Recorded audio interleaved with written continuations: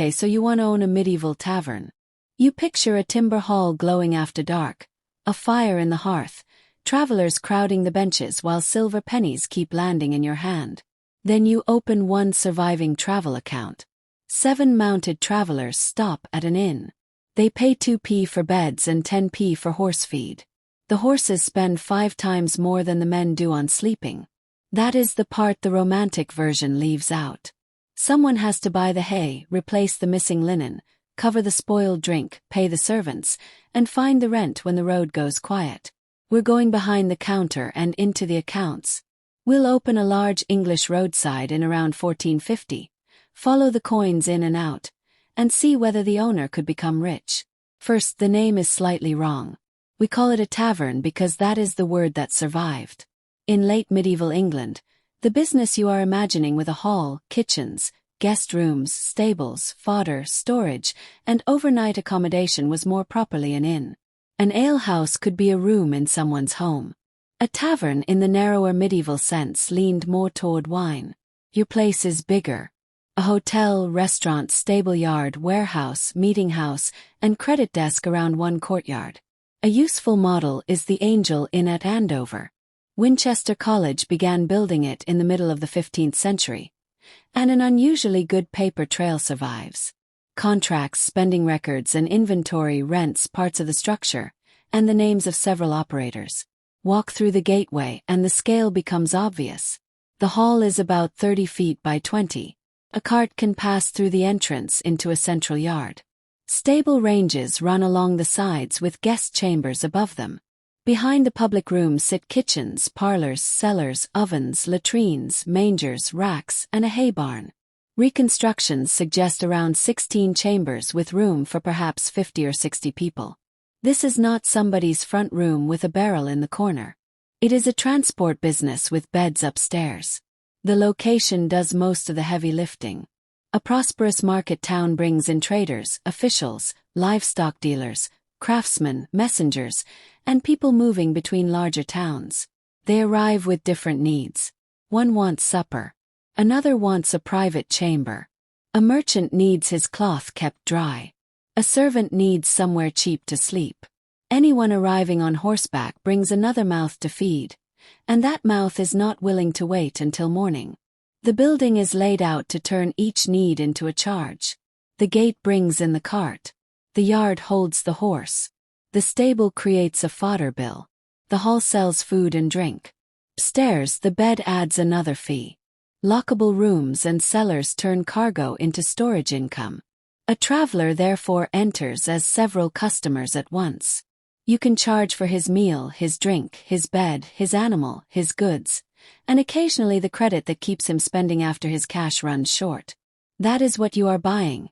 A place on the road where tired people have fewer alternatives than they did 6 hours earlier. Before the first penny reaches your hand, though, someone has to build the place.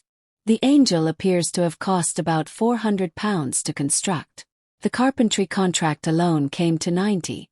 Those figures only look small because medieval money is written with familiar symbols. £1 held 240.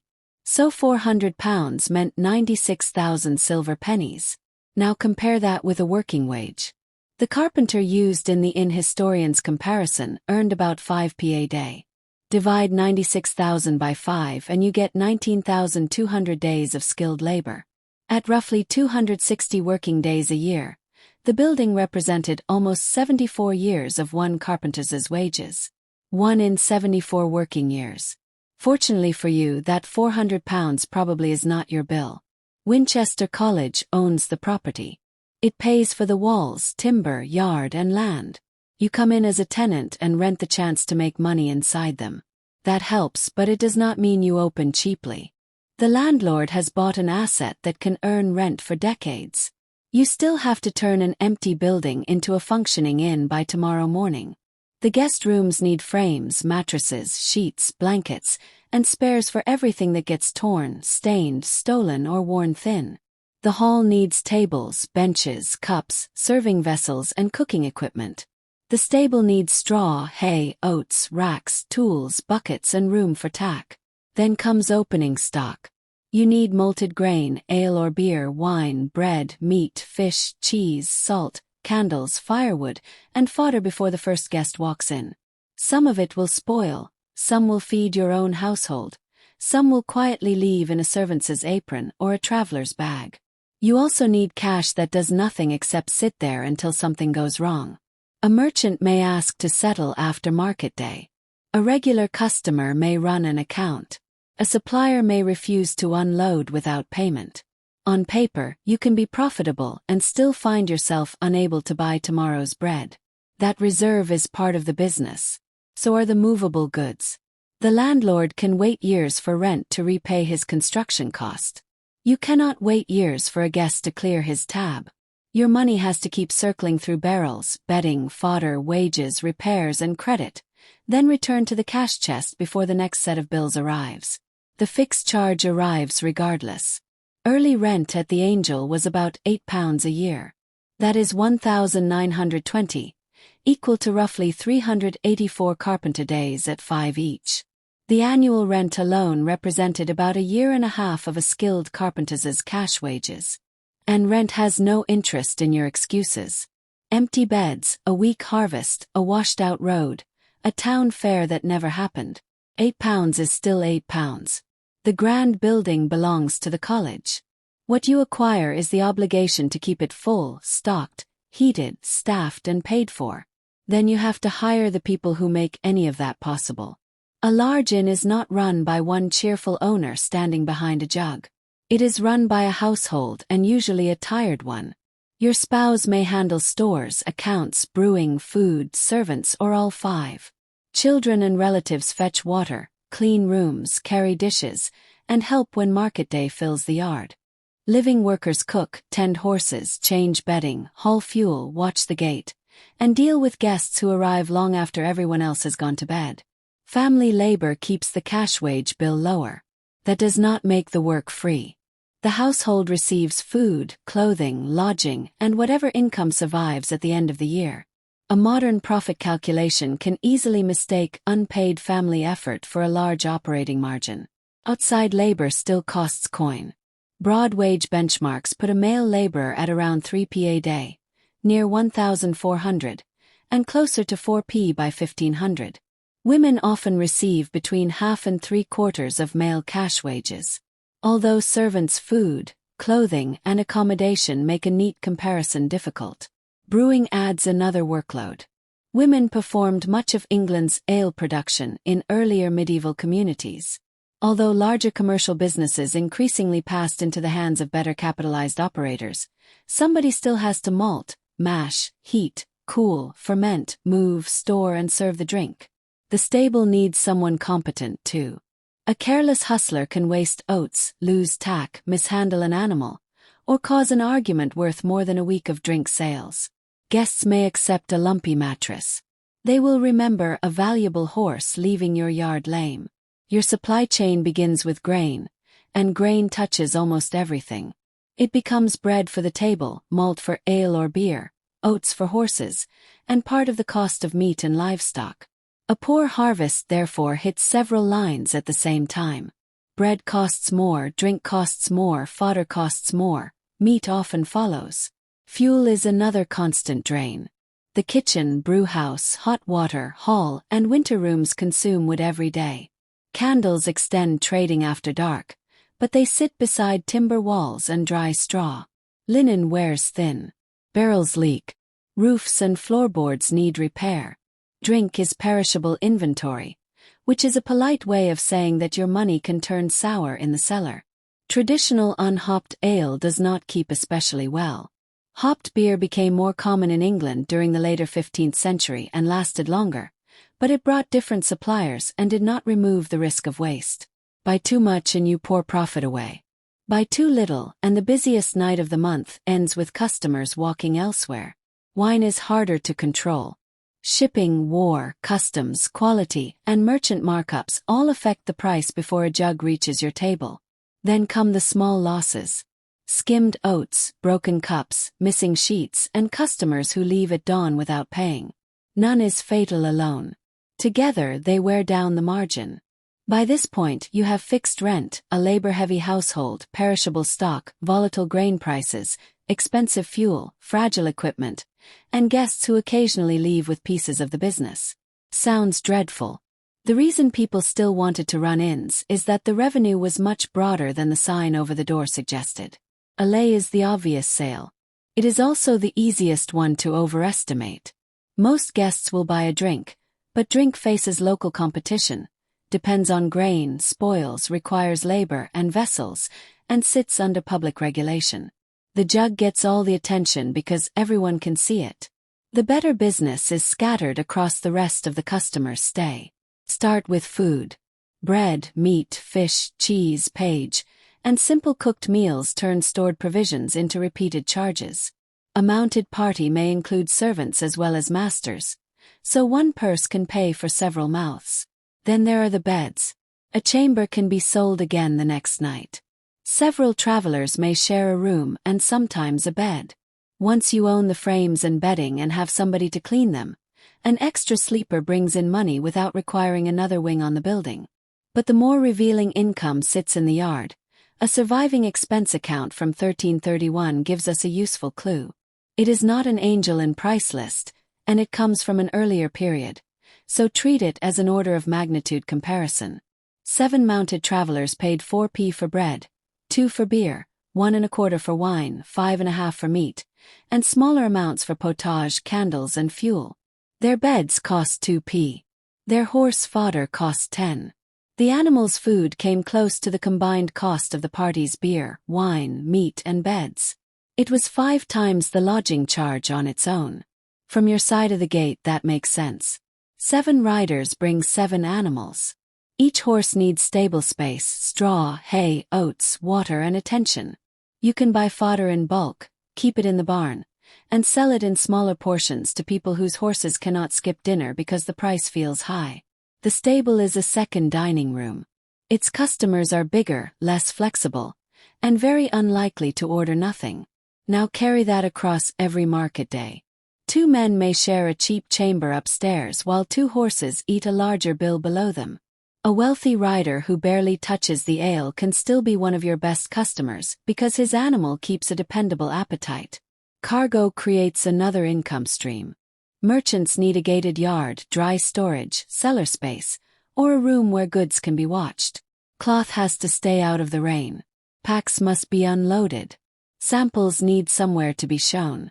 You already own the space in the gate, so security becomes something you can sell. Once merchants and goods gather in the same building, trade follows. Innkeepers appear in records, buying stock for resale, selling oats and horse bread, dealing in cloth, keeping livestock and leasing land. The traffic passing through the property gives you a chance to hear about shortages, surplus stock, debtors, buyers, prices, and opportunities before much of the town does. Fish seller has surplus stock. A cloth merchant needs a local buyer. Farmer knows where oats are cheap. You stand in the middle of those conversations, feeding everyone involved. The inn also gives people a reliable meeting place. Strangers can inspect goods, negotiate over a meal, and return on the next market day. You provide the table, privacy, warmth, and a trusted address. Credit makes the relationship last beyond one visit. Some guests pay immediately. Others run an account. Letting a good customer settle later can keep him loyal and increase what he spends, especially when his own money will arrive only after market day. There is no tidy deposit account behind the bar, but you do become a local credit node. You know the customer's face, trade, goods, and likelihood of returning. That lets you take risks a stranger cannot. Sometimes those risks pay later. Some of them will hurt. Stack the income properly and the business looks very different. Drink starts the bill. Food makes it larger. Beds earn from the night. Horses earn from the yard. Storage captures the cargo. Trade captures the information moving through the building. Credit keeps the customer tied to you after he has left. A single traveler can generate half a dozen separate charges without buying very much ale at all. For a strong year reconstruction, assume around 15 travelers a day over 300 trading days plus local business. That gives roughly 88 in annual revenue. 88 equals 21,120. At 5 per carpenter day, the gross intake is worth more than 16 years of skilled day wages passing through one property in 12 months. Course, most of that money does not stay with you. Gross revenue never does. But the scale explains why a successful innkeeper could use one busy yard as the base for a much larger fortune. The ale brings people through the gate. Their other needs are what make the property valuable. The insider mechanism 1350 to 625. The angel contains two businesses depending on which side of the lease you occupy. College owns the property. It spends about £400 building the complex and initially receives around £8 a year in rent. That works out to a gross yield of roughly 2% with a simple payback near 50 years before repairs, vacancies or unpaid rent. At £10 a year, the gross yield reaches only 2.5%.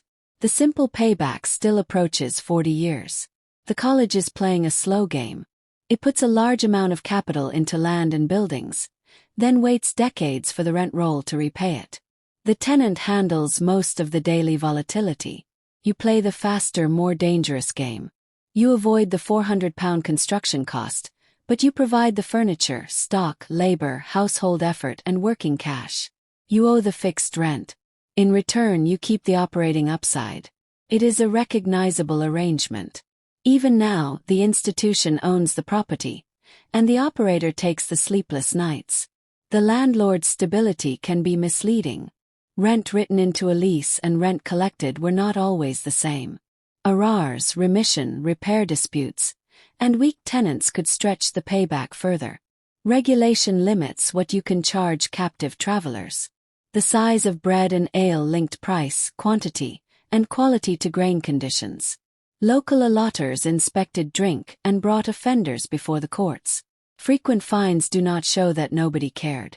They show that enforcement was routine. Rules for hostelers also addressed excessive charges for provisions, including horse feed. That is a revealing detail. Authorities worried about fodder prices because mounted travelers had poor bargaining power. A horse cannot decide to eat in the next town tomorrow. The same problem appears in legal responsibility. By the later Middle Ages, English law had developed a distinct doctrine around innkeepers and property lost under their roof. You offer shelter and custody. When goods disappear, the guest may expect you to answer for them. Each revenue line comes with a matching headache. Beds mean cleaning and theft. Horses bring animal liability. Storage makes you responsible for cargo. Credit creates bad debt. Drink brings inspections, fines, and arguments over measure and quality. Reputation is therefore part of the balance sheet, even though nobody writes a clean price beside it. Merchants return to the inn where their goods stay secure. Their accounts are remembered. Their horses are handled properly and private business remains private. Lose that trust and the building does not vanish. The good customers do. A capable operator survives by keeping records, watching servants, knowing customers, controlling stock, and spreading income across several lines. For a while, the business can look unusually durable. Then the traffic drops. Traffic is your oxygen. Rent keeps breathing without it. When the road is busy, fixed costs look manageable because many customers share them. When travel slows, the same costs sit on fewer transactions. The roof still leaks. The household still eats. Servants still need support. Fuel still burns. Quarter day still arrives. A bad harvest attacks from both sides. Grain, bread, ale, beer, oats, and livestock products all become more expensive. While ordinary customers have less money to spend, your costs rise as the market weakens. Even a full stable may not save the margin if every measure of oats costs far more and local officials resist sharp price increases. Seasonality creates them on a smaller scale. Market days can fill the yard. The quiet weeks leave the same rooms, workers, and stores underused. Profit depends on the busy periods being strong enough to carry the empty ones. Fire is the bluntest danger. Your business is made from timber, open flames, candles, ovens, dry straw, hay, barrels, crowded rooms, and strangers who fall asleep exhausted. There is no modern insurer arriving a week later with enough money to rebuild. Andover had already learned that lesson. A major fire in 1434 left several town rents uncollectible and led to substantial tax relief. When Winchester College invested in the Angel soon afterward, the risk would not have felt theoretical. A profitable property can stop earning because the town around it has burned. The rent records show a quieter failure too. One operator, Robert Cuz, built up arrears. 710 shillings remained unpaid years after his lease. That was nearly a full year of the Angel's early rent. Another tenant, John Waterman, faced a nominal rent of £10 that proved too high. The landlord eventually had to remit part of it. There is no dramatic collapse in those entries. No smash barrel, no midnight escape. The promised number never arrives. That is often how ruin appears in an archive. The lease says £10. The account records less. The missing amount is where the bad year lives. Credit can accelerate the slide. During a good season, tabs help you sell more. During a bad one, they turn into money you cannot collect. The merchant who owes you may be dealing with unsold stock, dead animals, or his own failed harvest. Suppliers see the danger and shorten their terms. Customers still owe you from last month, while the people bringing grain, wine, and fodder now want cash at the gate. That gap can kill a business that looks profitable on paper. You may sell assets to keep going, empty a barrel, sell livestock, pledge household goods. It buys time but leaves you weaker when trade returns. The next busy week arrives and you have less stock, fewer betting, and no cash to take advantage of it. The basic problem is simple. Revenue moves with traffic. A large part of your cost base does not. You cannot return half the roof when half the guests disappear. You cannot stop feeding the household for a month. Spoiled provisions will not sell themselves back to the merchant at full price. Owning the inn is therefore a wager on movement. Travelers must keep coming. Horses must keep eating. Customers must settle their accounts before your own creditors lose patience. The annual numbers make that wager much easier to see. No complete annual operating statement survives for the Angel. The figures that follow are a reconstruction, not a lost medieval spreadsheet discovered in a chest. The model combines the documented rent, the historical traveler spending basket, 15th century wage benchmarks, and stated assumptions about traffic and costs. In a strong year, you average 15 travelers a day across 300 trading days. Spending by those travelers brings in roughly 73. Local drink, food, meetings, and trade add around 15 more. Total revenue reaches about £88. Now the money starts leaving. Provisions and fodder take roughly £38. Rent takes 8. Hired labor takes 11. Fuel repairs and linen remove another 8. Spoilage, fines, and bad debt cost about 3. You finish with a cash surplus near 20. That is an excellent year. 20 equals £4,800. Against ordinary cash wages, it represents roughly 4 or 5 years of a laborer's income produced in one operating season. It is also 2.5 times the early annual rent on the Angel. With that surplus, you can buy stock in larger quantities, survive slow-paying customers, fix problems early, or move money into livestock and trade. Cash wins better terms, and better terms help you pull away from competitors living week to week. But 20 is not a modern net profit figure. It does not pay a full market wage to you, your spouse, or the relatives who work the inn. It ignores financing costs and exceptional disasters. Part of the surplus is compensation for an entire household's labor. An ordinary year is less exciting. At 10 travelers a day with business, revenue falls to about £59. After provisions, rent, hired help, fuel, repairs, linen, spoilage, fines and bad debt, perhaps 7 remains. £7 still matters. It can build inventory, support lending, buy livestock, or improve your position in the town. But it is not a thick cushion. A serious roof repair, a wave of bad debts, or an expensive grain season can consume most of it. Then cut traffic to 5 travelers a day and shorten the trading year. Revenue drops toward £25. Costs decline much more slowly. Rent remains 8. You cannot dismiss every worker. The building still needs fuel and repairs. Spoilage and bad debt may get worse rather than better. The result is a cash loss of around £13. One bad year can erase much of a good one. A fall of roughly 2/3 in traveler traffic turns a highly attractive operation into a business borrowing to keep the doors open. So who gets rich? Usually, it is not the innkeeper with the finest ale. The strongest operators use the inn to acquire other assets. Richard Kingsmill, an innkeeper at Basingstoke, shows the pattern. He sold horse bread and oats, dealt in cloth, owned at least 200 sheep, and leased a manor. He later became town bailiff, received the town's highest goods assessment in 1481, served as a justice of the peace, and entered Parliament. He did not become powerful by pouring more drinks than everyone else. The end gave him traffic, customers, information, and deal flow. He turned those advantages into cloth, livestock, land, and office. That is the route to wealth. Secure a busy location, keep the rent survivable, control the stable and fodder supply, and lend only to people likely to repay. Then move the surplus into assets that do not depend on tomorrow night's occupancy. Could you become rich owning a medieval inn? Yes, but the inn is only the starting point. Run it as a drinking room and you may earn a living. Run it as a transport, storage, trading, and credit business, and it can open the door to a fortune. Misjudge rent, traffic, grain, labor, or debt, and your name may survive as a line in the landlord's Arars's account.